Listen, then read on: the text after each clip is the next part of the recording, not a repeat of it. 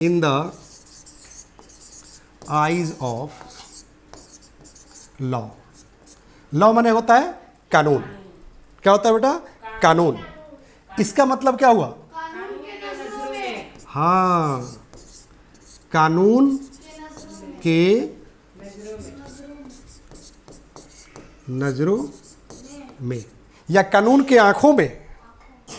तो कानून की आंखों में बोलचाल में नहीं बोला जाता है, ऐसे बोला जाता है कि मेरे पापा के आंखों में, मेरे पापा के नजरों में, है ना। तो देखिए, इन द आईज ऑफ लॉ मतलब कानून के नजरों में। अगर हम यही कह दें कि in the eyes of the police, मतलब पुलिस के नजरों में। In the eyes of DSP, हम एसपी कह रहे तो तुमको डीएसपी सुना रहा है। एक स्टेप आगे रहते हो क्या, आगे पीछे? इन द आईज ऑफ डीएसपी मतलब एसपी के नजरों में। और डीएसपी होगा तो डीएसपी कहेंगे ना कि in the eyes of the DSP. और डीएम साहब के नजरों में in the eyes of the DM. ठीक है, डॉक्टर साहब समझ में आ रही है? अगर हम यहीं पर कह दें कि in the eyes of the public, मतलब पब्लिक माने होता है जनता, जनता के नजरों में। समझ रही है? अब कहना होगा कि जनता के नजरों में जीएम हॉस्पिटल सिवान का सबसे रिप्यूटेड हॉस्पिटल है, जिसके डायरेक्टर है हमारे डॉक्टर मुराद सर। तो जनता के नजरों में, तो in the eyes of the public sentence बनेगा। घबराना बिल्कुल नहीं है, पहले वर्ड तो बन जाए, क्योंकि जेब में जब पैसा आ जाएगा ना सर, तो शॉपिंग करना बिल्कुल आसान हो जाता है। अगर आपके अकाउंट में पैसा हो, बैंक अकाउंट में, और चेक काट कर अगर गधे को भी भेज दीजिएगा ना, एगो कुत्ता के गले में भी लटका कर चेक भेज दीजिएगा, तो बैंक मैनेजर पैसा लेकर कुत्ता के गले में लटका कर भेज देगा। सिग्नेचर सही होना चाहिए, तो पैसा आ जाएगा तो शॉपिंग हो जाएगा। वर्ड मीनिंग अगर आ गया तो इंग्लिश बोलना शुरू कर देंगे। एम आई राइट और wrong sir? Right? Any problem? Very good. तो in the eyes of the public मतलब जनता के नजरों में। अब कहना होगा कि जनता के नजरों में डॉक्टर मोहम्मद शहाबुद्दीन गरीबों के मसीहा थे। जनता के नजरों में मिस्टर मोदी गरीबों के मसीहा है। दाल चावल तो बट रहा है ना, राइट?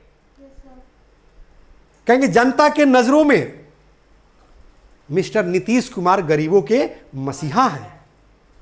अब मेरे नजरों में तुम एक अपराधी हो, मेरे नजरों में तुम बहुत शरारती लड़का है, क्लास में जो है डिस्टर्ब करता है, तो मेरे नजरों में तो in the eyes of me हो जाएगा, सब बनेगा। ठीक है? पापा के नजरों में, हाँ पापा के नजरों में ये बड़ी शरीफ लड़की है सारा, लेकिन सारा शरारत करती है मेरे साथ, है ना? चलो, तो समझ में आ रही है बेटा? अब जैसे कहा जाए बेटा इस तरह से कि in the eyes of the teachers मतलब शिक्षकों के नजरों में। हाँ, अब कहना होगा ना कि शिक्षकों के नजरों में बड़ी शरीफ है ना, सारा शरारत करती है क्लास से बाहर निकलने के बाद, बड़ा बदमाशी करती है ना। अब अगर ऐसे कह दिया जाए बेटा कि in the eyes of the principal, मतलब हाँ प्रिंसिपल के नजरों में। In the eyes of the prime minister, प्रधानमंत्री के नजरों में। In the eyes of the CM, CM माने चीफ मिनिस्टर, हाँ मुख्यमंत्री के नजरों में। अब कहेंगे कि मुख्यमंत्री के नजरों में बिहार में क्राइम 9 के बराबर है, तो there is little crime in Bihar in the eyes of the CM. हो गया, in the eyes of the CM, चाहे पूरा बोलो, in the eyes of the chief minister. समझ में आ रही है ना? यहाँ तो जो है एकदम गजब गजब के जो है मुख्यमंत्री बनते हैं हमारे बिहार में। जब बाढ़ आती है, लोग मरने लगते हैं, लोगों का घर द्वार दह जाता है, लोग जो है नहर पर जाकर जीना शुरू कर देते हैं सर, एक एक दाना का मोहताज हो जाते हैं, कपड़े का मोहताज हो जाते हैं, खाए बगैर मरते हैं। तो यहाँ का मंत्री लोगों का स्टेटमेंट आता है कि सर उतना पानी तो हमारा पड़वा पी जाता है। सही है गलत सर? बाढ़ के पानी को कहते हैं, इसी को जो है भोजपुरी में कहावत है कि लड़का के जान जाओ, हाँ हाँ, चिड़ई के जान जाओ लड़का खिलौना। चलिए, लग रहा है कि ये हमसे ज़्यादा कहावत ही जानता है। Very good good. चिड़ई के जान जाओ लड़का खिलौना, माने लोग जो है बाढ़ से मर रहे हैं। अब मंत्री का स्टेटमेंट क्या आ रहा है? क्या आ रहा है सर? मंत्री जी का स्टेटमेंट क्या आ रहा है? कि इतना पानी तो हमारा पड़वा पी जाता है। ले, गजब, धन्य है भाई आप लोग। और इसी धन्य होने के और ऐसा ही कैरेक्टर की वजह से बिहार का कल्याण हो रहा है और हमारे देश का कल्याण हो रहा है। हम गाड़ी के सर टैक्स देते हैं, चाहे कार चलावें चाहे बाइक चलावें, लेकिन कभी सिंसियर होकर ये नहीं पूछते हैं कि रोड कौन बनवाएगा। रोड पर जो है कार लेकर जाने के बाद पता ही नहीं चलता है कि सर रोड में गड्ढा है कि गड्ढे में रोड है। सिवान के राजेंद्र स्टेडियम है सर, जब आप बुक कराने जाइएगा ना, जो भी ऑनलाइन बच्चे हैं, मैं चाहूँगा कमेंट करो, फेसबुक पर कमेंट करो भाई। अगर सिवान के हो तो खासकर इस लेक्चर को जो है चारों तरफ शेयर करो कि मैं क्या बोलने जा रहा हूँ।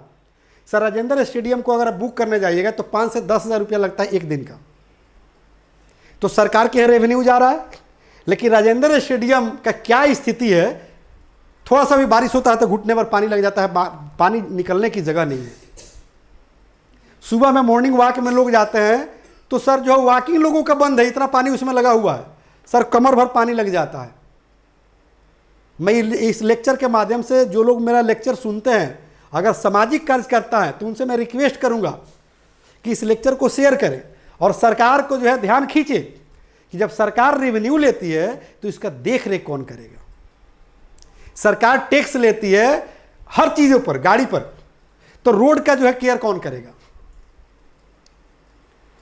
बिजली विभाग जो है प्रीपेड जो है लगा दिया है, बोर्ड मीटर लगा दिया है कि पहले रिचार्ज कराइए तब आपके यहाँ लाइट आएगा, उसके बाद भी लाइट गायब रहता है। सही है गलत सर? अब ये बताइए, बात सवाल उठाएगा कौन? तो सर इसमें जो है किसी सरकार या मिनिस्टर का दोष नहीं है, किसी पदाधिकारी का दोष नहीं है सर। जब जब इलेक्शन आता है ना, जब इलेक्शन आता है तो हम अपने जाति का नेता ढूंढते हैं, हम अपने धर्म वाला नेता ढूंढते हैं, अपने रिश्तेदार को ढूंढते हैं कि जो रिश्तेदार होगा उसी को वोट देना है, जो जाति का होगा उसी को वोट देना है, जो मेरे धर्म वाला होगा उसी को वोट देना है। तो सर जितना सिंसियर रहते हैं इलेक्शन के दिन अपना नेता चुनने के लिए, उतना ही सिंसियर रहिए काम करवाने के लिए। ठीक है? तो नेता तो हम चुन लेते हैं और उसके बाद होता क्या है, हमारे साथ होता है अन्याय। ये अंग्रेजों का सर देन है, डिवाइड एंड रूल, फूट डालो और शासन करो। आज भी नेता वही कर रहे हैं, धर्म के नाम पर, जाति के नाम पर, बैकवर्ड फॉरवर्ड के नाम पर, दोस्ती के नाम पर, रिश्तेदारी के नाम पर इतना जो है फूट डाल दिया है कि आप उसी में लड़ते रहिए, अजुराए रहिए, वो आपका वोट लेकर आराम से जो मलाई खा रहा है। ठीक है? इसी पर सर मेरा एक कविता है, मुराद सर ध्यान दीजिएगा, सुना दें? मेरा कविता है बेटा, सुनना चाहेंगे आप लोग भी?